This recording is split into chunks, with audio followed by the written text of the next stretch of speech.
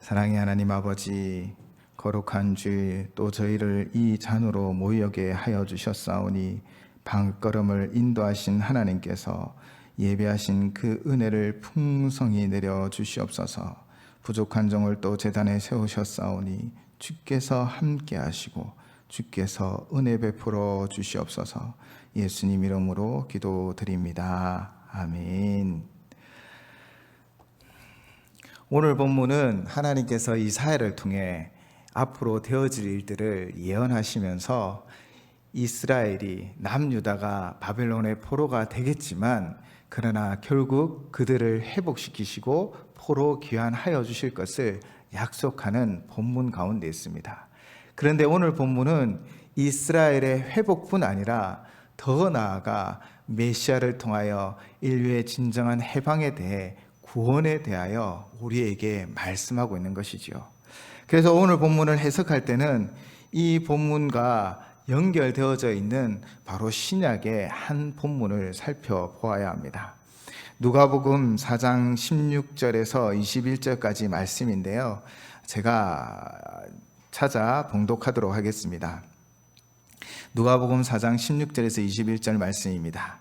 예수께서 그 자라나신 곳 나사렛에 이르사 안식일에 늘 하신 대로 회당에 들어가사 성경을 읽으려고 서심해 선지자 이사야의 글을 들이거늘 책을 펴서 이렇게 기록된 데를 찾으시니 곧 주의 성령이 내게 임하셨으니 이는 가난한 자에게 복음을 전하게 하시려고 내게 기름을 부으시고 나를 보내사 포로된 자에게 자유를 눈먼 자에게 다시 보게 함을 전파하며 눌린 자를 자유롭게 하고 주의 은혜의 해를 전파하게 하려 하심이라 하였더라. 책을 덮어 그 맡은 자에게 주시고 앉으시니 회당에 있는 자들이 다 주목하여 보더라.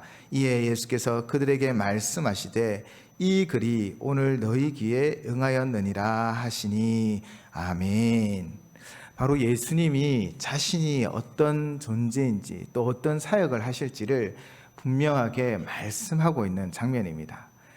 안식일 날 회당에 가 예수님이 이 이사야 말씀, 오늘 본문 읽었던 이사야 말씀을 설명하시면서 오늘 누가복음 4장 21절을 보시면 예수께서 그들에게 이르시되 이 글이 오늘 너희 귀에 응하였느니라 라고 선포하고 있는 것이죠. 즉 이사야의 이 말씀이 오늘 예수 그리스도를 통해 그 땅 가운데 그 상황 가운데 임하였다라는 것입니다. 결국 바벨론의 포로였던 이스라엘의 해방을 통해 인류의 진정한 해방을 노래하고 있는 것이 오늘 본문 이사야 61장 1절에서 3절 말씀인 것이지요. 주님은 우리의 진정한 해방자가 되어 주십니다. 우리를 구원하여 주시는 온전한 구원자가 되어 주시지요.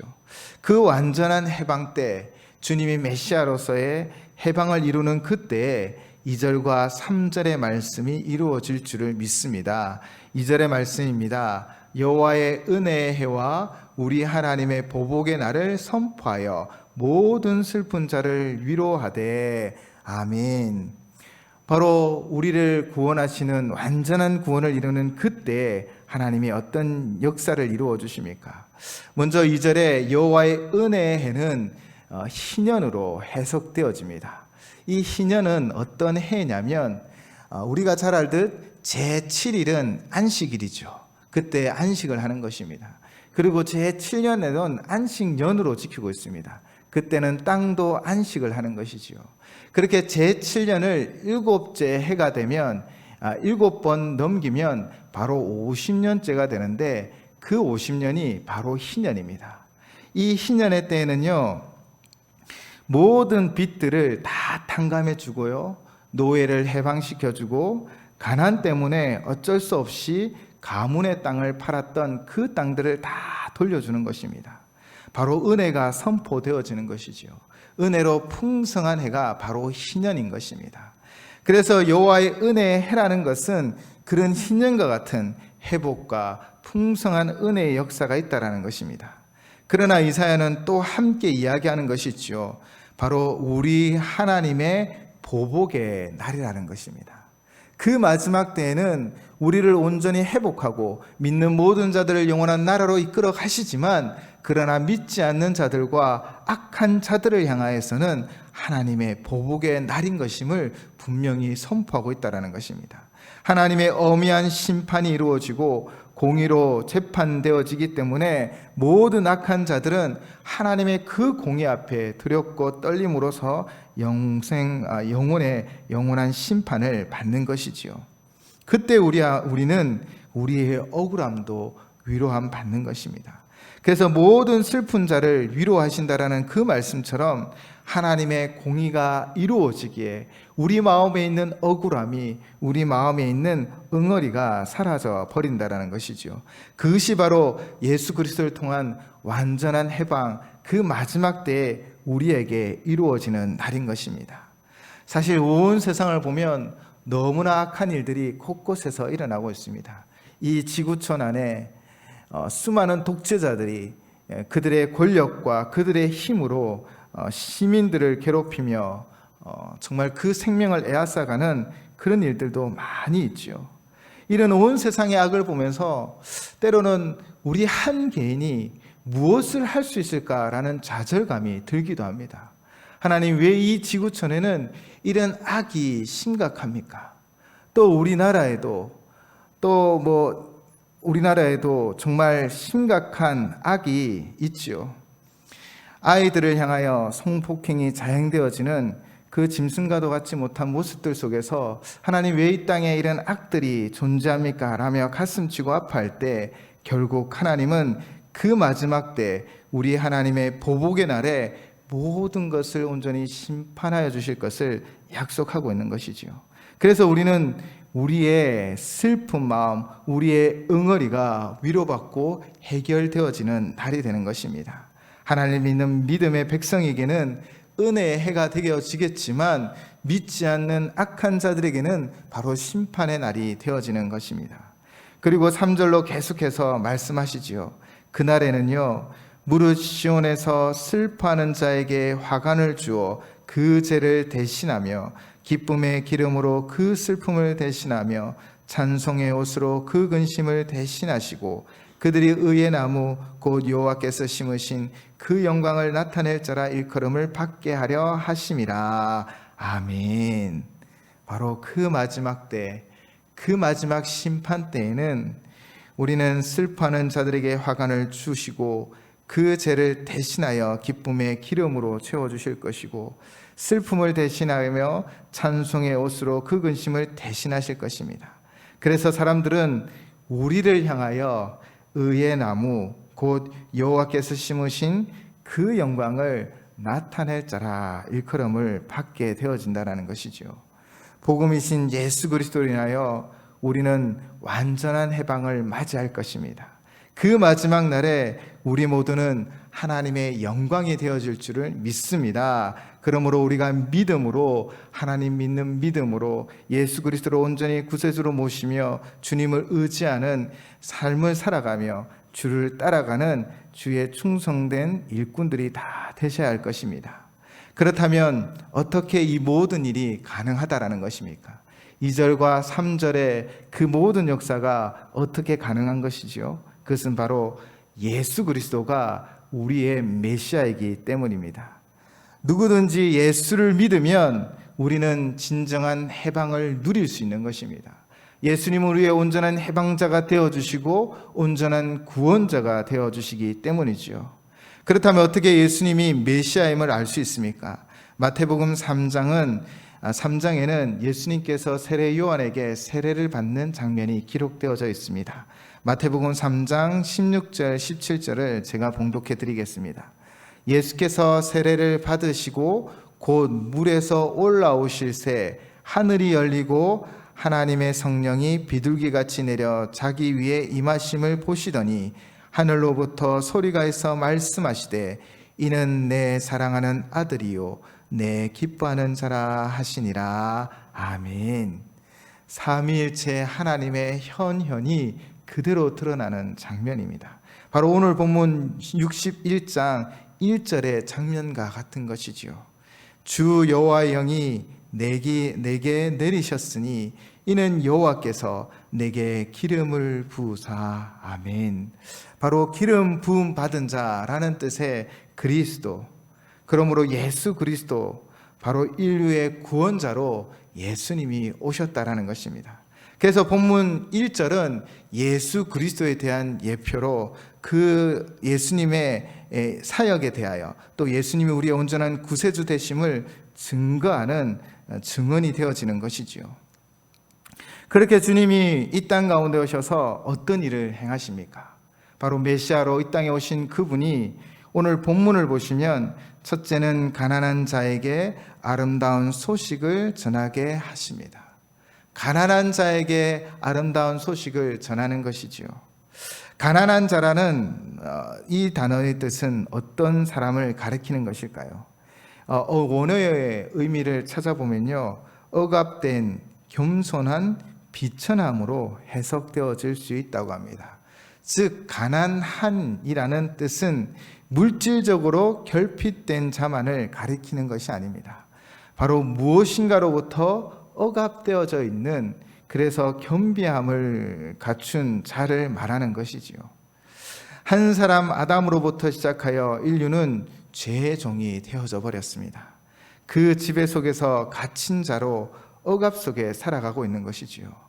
그 억압의 역사 속에 바로 아름다운 소식이 전해졌습니다. 그 아름다운 소식은 무엇입니까? 오늘 본문의 아름다운 소식이라는 이 단어를 헬라어로 번역된 이 구약 성경의 70인역을 보면 유안겔리조, 즉 복음을 전하다라는 의미로 해석되어져 있습니다. 즉 아름다운 소식은 복음이라는 것이죠.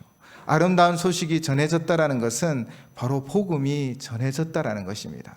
예수 그리스도만이 우리의 구세주요, 예수 그리스도만이 우리의 온전한 해방자 되어 주심을 선포되어지고 있는 것입니다. 즉 아름다운 소식인 복음이 억압받는 자, 가난한 자에게 전파되어지고 복음은 그들을 살리고 회복하는 역사를 이루어 간다라는 것입니다. 복음은 오늘도 우리의 삶을 회복합니다. 복음은 오늘도 우리를 소생케 하며 하나님의 은혜를 누리게 하는 것입니다. 그러나 지금 21세기를 살아가는 우리가 육체적으로 억압을 받거나 자유를 누리지 못하고 있는 것은 아니죠. 우리 모두는 자유를 누리고 있다라고 생각되어집니다. 모두 자유를 누리고 있지 않습니까? 나는 무엇에 억압되어져 있고 나는 무엇에 갇혀 있을까? 우리는 예수님의 말에 귀를 기울이셔야 합니다. 요한복음 8장 34절에서 35절에는 예수께서 대답하시되 진실로 진실로 너희에게 이르노니 죄를 범하는 자마다 죄의 종이라. 종은 영원히 집에 거하지 못하되 아들은 영원히 거하나니. 아멘. 우리가 죄 짓는 것은 그냥 죄 짓는 것으로 끝나는 것이 아니라 예수님의 말씀에 의하면 우리는 죄의 종이 되는 거예요. 그래서 죄의 다스림 속에 그 종살이를 하게 되어진다는 것입니다. 우리에게 원죄가 있고 그러함으로 모든 자는 바로 이 죄의 종으로 살아가는 것이지요. 그래서 로마서 3장 10절에는 의인이 없다, 아무도 없다라고 분명히 선언하고 있습니다. 그럼에도 우리는 육신이 지금 자유하기 때문에 나는 자유하다, 나는 아무런 꺼리낌이 없다라고 생각하며 살고 있는 것은 아닙니까? 그렇다면 우리는 진정한 복음의 능력을 맛볼 수 없습니다. 우리의 육신이 결박당하고 묶인 것만을 이야기하는 것이 아닙니다. 바로 우리의 영혼이 죄로 말미암아 결박당하고 묶여 있다라는 것이지요. 거기로부터 우리의 불안과 또한 두려움이 찾아온다라는 것입니다. 그런데 사실 우리는 예수 그리스도를 영접함으로 하나님의 자녀가 되었지요. 영원한 나라를 소유한 존재로 살아가고 있습니다. 그런데 우리가 하나님의 자녀를 권세를 누리며 살아가지만 우리가 분명히 알아야 할 것은 영원한 나라의 백성으로 살아가지만 그러나 우리는 두 발을 이 땅에 내딛고 살아간다라는 것입니다. 본질에는 변함이 없습니다. 우리는 하나님의 자녀가 되었고 하나님의 자녀의 권세를 누리는 존재이지만 그러나 영향을 받는다라는 것이죠.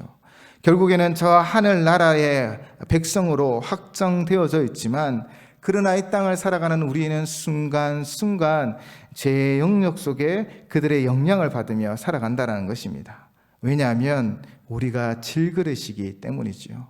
죄의 유혹에 너무 쉽게 깨어지기도 하고 넘어지기도 하고 자빠지기도 하는 그런 연약함이 우리 안에 있다는 것입니다. 그러나 그 연약함이 우리에게 있음에도 불구하고 우리가 넉넉히 승리하는 것은 바로 예수 그리스도의 그 복음의 능력이 우리의 모든 연약함을 강함으로 만들어 주시기 때문입니다. 그러므로 우리가 지금 보이는 억압이 없기 때문에 나는 자유하다라고 착각하기보다는 항상 우리 자신을 되돌아보시면서 나의 삶의 영역 가운데 혹 나의 실수와 죄로 말미암아 영향받고 있는 것은 없는지, 또 나의 매 삶 가운데 우리는 치열한 영적 전쟁을 해나가고 있기 때문에 그 영적 전쟁 가운데 어떻게 살아가고 있는지를 살펴보셔야 합니다. 나는 자유해, 나는 구원받은 백성이야, 그러니 나는 모든 것이 다 되어졌어 라고 생각하는 것이 아니라 늘 자신을 되돌아보며 내 안에 있는 허물과 죄를 고백하며 또 그 죄로부터의 영향은 없는지, 또 나의 영적 전쟁 가운데 나는 승리하고 있는지 우리는 살펴보아야 한다는 것입니다.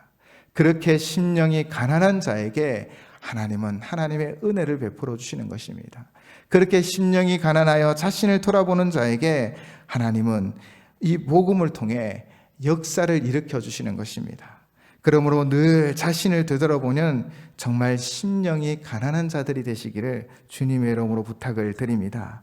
그렇게 우리의 심령이 가난한 자에게 하나님은 어떤 일을 행하십니까? 복음은 우리의 삶 가운데 어떤 역사를 만들어 가십니까? 바로 마음이 상한 자를 고치신다라는 것입니다. 육신적으로는 억압받고 있지만 우리가 죄를 짓고 실수하여 넘어지면 보이지 않는 영향력이 우리에게 작용한다라는 것입니다.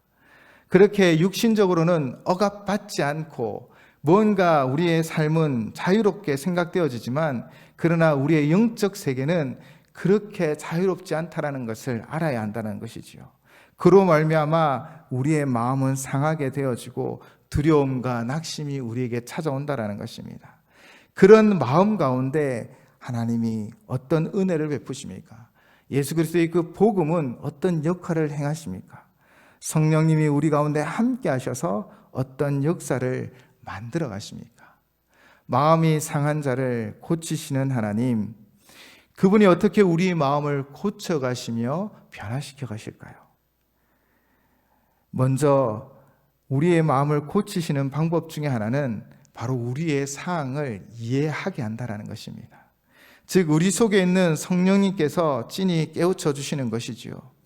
우리 마음이 상하는 대부분의 경우는, 많은 부분은 내 생각과 다르기 때문입니다. 납득하지 못하기 때문입니다.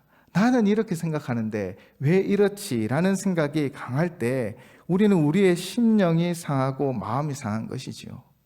그러나 하나님의 영은 우리에게 지혜를 주십니다.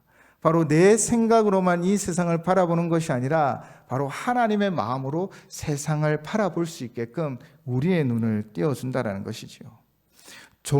죄의 종으로 살아갈 때는 우리는 우리 중심적 사고에서 벗어날 수 없습니다.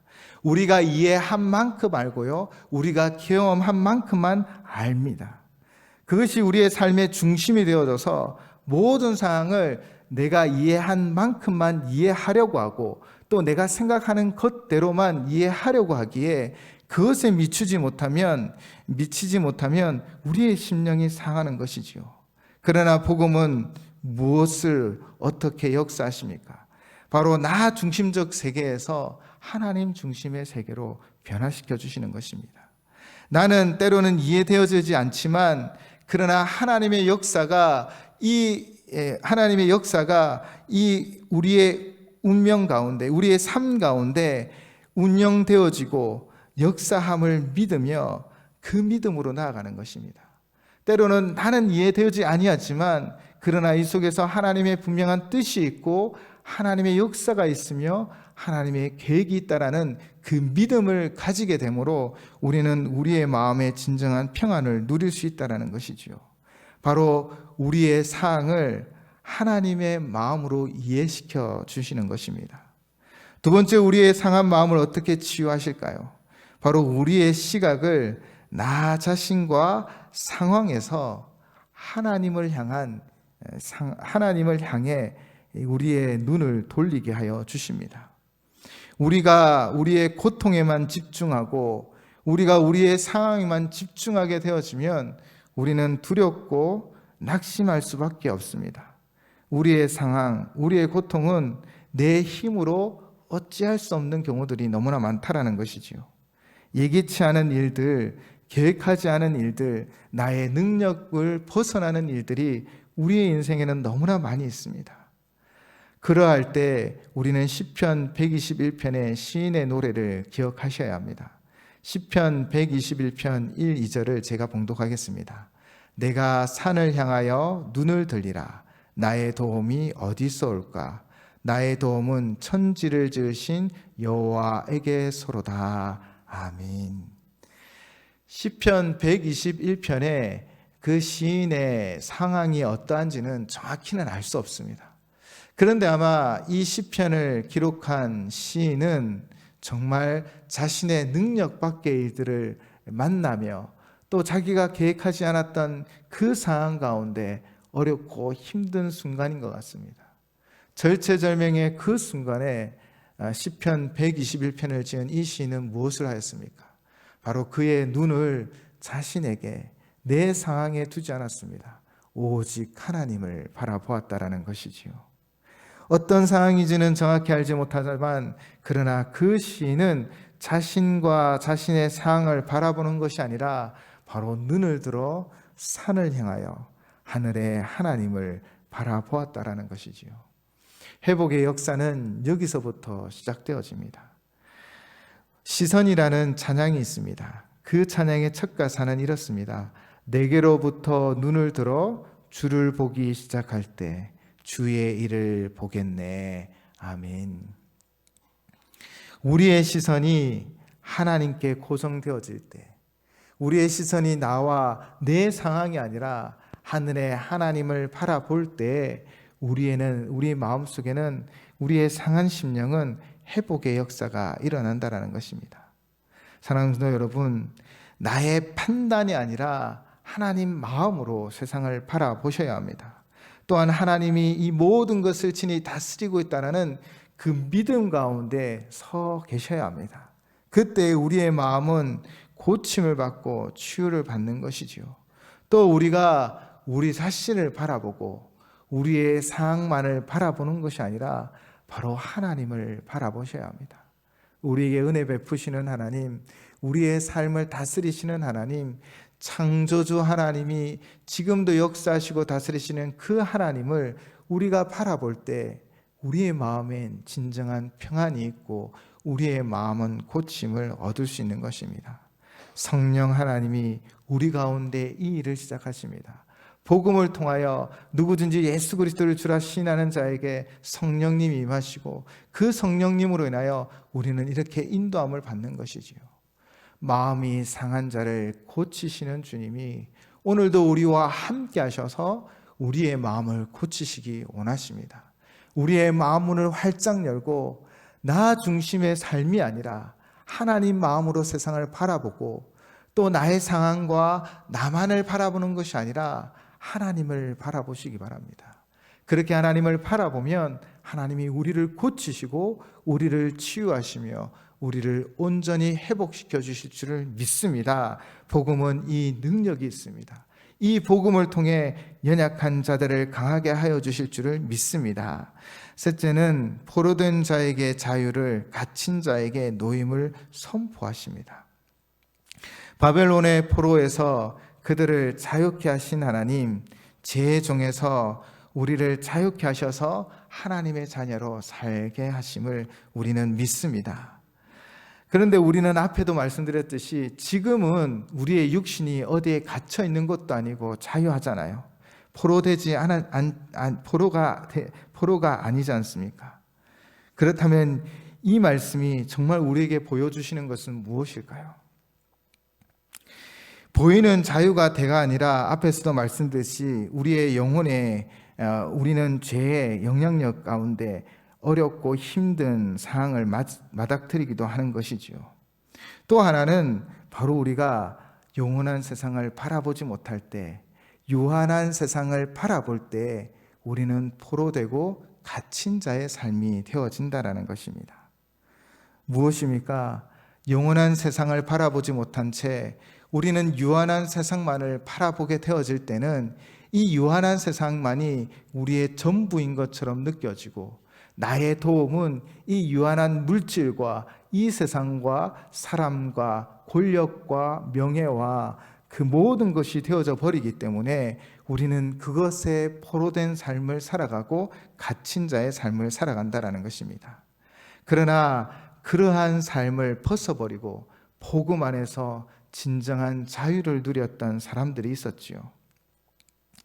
미국에는 하비롭이라는 각종 취미를 위한 것들을 파는 대형 마트와 같은 종합 쇼핑몰이 있다고 합니다. 하비롭이라는 이 회사의 CEO는 데이비드 그린이라는 사람입니다. 하비롭이사에서 올해도 미국 내 많은 신문들에게 신문에 전면 광고를 실었거든요. 저희가 빔 프로젝트가 되면 그 광고 사진을 보여드리고 싶은데, 그 신문에 전면 한 면 전체를 컬러로 장식하였습니다. 그 이유가 데이비드 그린이 하루는 신문을 보니 이 부활절임에도 불구하고 전혀 그리스도의 기독교적인 색채가 없는 그냥 부활절을 연휴처럼 광고하는 것들을 보면서 그는 자기의 자비를 들여 온 신문사에 부활절 전면 광고, 즉 기독교 복음적인 광고를 실었던 것이지요. 큰 예수님이 양을 안고 있는 사진과 함께 영어로는 His love endures forever라는 뜻으로 그의 사랑은 영원하다라는 큰 글자를 신문에 새겼습니다. 그리고 그 밑에는 영어로 된 말씀 구절을 넣었습니다. 그 말씀 구절은 우리가 잘 아는 요한복음 3장 16절입니다. 하나님이 세상을 이처럼 사랑하사 독생자를 주셨으니 이는 그를 믿는 자마다 멸망하지 않고 영생을 얻게 하려 하심이라. 아멘. 물론 영어로 되어 있는데 제가 좀 읽기는 힘들어서요. 그렇게 전면 광고를 내었던 것인데요. 이 그림을 전면으로 넣었던 이 데이비드 그린은 항상 이야기합니다. 자신은 청직이라고요. 하나님이 주신 이 사업터 가운데 자신이 주인이요 소유주가 아니라 늘 청지와 같은 삶을 살고 있다라고 고백하고 있고요. 특별히 올해 10월 25일 뉴욕 포스터지에는 이런 기사가 올라왔습니다. 그 내용을 크리스천 다엘 저희 기독교 신문에서 그렇게 소개하고 있었습니다. 그린 하비로비의 1972년에 설립된 하비로비의 CEO인 그린이 최근에 자신의 모든 소유권을 포기하고 또 경영권도 포기하고 기부하는 일이 있었습니다. 그는 이런 고백을 하였습니다. 나의 사명은 소유주가 아닌 청지기가 되는 것이며 회사를 소유하는 것과 관리하는 것 사이에 거대한 패러다임의 변화가 있습니다. 우리는 하나님께서 우리에게 주신 것에 청지기로 있기를 원합니다. 라는 고백을 하였습니다. 그러면서 그는 의결권이 있는 주식 100%를 한 사람에게서 다른 사람에게로 계속 청지기처럼 전달할 수 있도록 신탁에 맡기겠다라고 결단하며 인터뷰를 했던 것이지요. 즉 한 회사의 최고 경영자의 자리에서 내려와서 회사의 소유권마저도 포기한다라는 것입니다. 그리고 그는 이런 인터뷰를 했습니다. 부는 저주가 될 수 있습니다. 대부분의 경우 자세히 들여다보면 결혼, 자녀 등 때론 부가 이들에게 또한 이 모든 것에 저주가 되기도 합니다. 우리 자녀들은 회사에서 버는 만큼 소유해야 합니다. 라고 인터뷰를 했던 것이죠. 무엇입니까? 그는요, 하나님을 향한 분명한 신앙을 가지고 있었죠. 자신이 누리고 있는, 자신이 경영하고 있는 이 모든 것은 내 것이 아니라 하나님의 것이요, 나는 청지기로서 관리한다라는 것입니다. 그의 눈은 영원한 나라를 향하여 있다라는 것이지요. 그는 보이는 것들에 영향받지 아니하고 보이는 것들에 그 보이는 것들을 움켜잡으려고 하지 않았습니다. 그는 인터뷰에서 이렇게 이야기합니다. 내게 진리의 근원은 항상 기도와 성경이었습니다. 지도자들이 기도하고 성경에서 진리를 구한다면 그들의 사업이 혁신될 것이고 그들은 변화되어질 것입니다. 라고 하였습니다. 하비롭이라는 이 회사는요, 이 미국 전역에 923개의 매점을 가지고 있습니다. 그 지점이 923개나 되니 그의 재산이 어마어마한 것이지요. 그런데 그는 이 모든 것을 기부하고 자기는 이 경영에서 물러날 뿐 아니라 소유권마저도 포기하여 신탁에 맡기기로 했다라는 것입니다. 그가 만약 보이는 세상만 바라봤다면, 그가 만약 보이는 것들만 움켜잡으려고 했다면 그는 결코 이런 결단을 하지 못하였을 것입니다. 그러나 2022년 10월 25일에 그의 인터뷰처럼 지금도 많은 사람들은 하늘나라를 사모하며 살아가고 있습니다. 이 땅의 것을 움켜잡으려 하는 것이 아니라 하나님 나라를 사모하며 하나님과 함께 동행하고 하나님의 뜻을 이루려고 하는 것이지요. 그가 바로 포로된 자가 아니라 바로 포로된 자에서 해방된 자요, 갇혀있는 자가 아니라 갇혀있는 자부터 풀려난 자인 것입니다. 사랑하는 성도 여러분, 우리가 영원한 나라를 사모하지 못하고 유한한 세상을 바라보고 살아간다면 우리는 이 유한한 세상에 갇혀있는 자입니다. 사실은 우리가 이것들을 누리고 내가 가지고 내가 소유한다라고 생각하고 있지만, 그러나 도리어 그것으로부터 우리는 수많은 영향력을 받는 것입니다.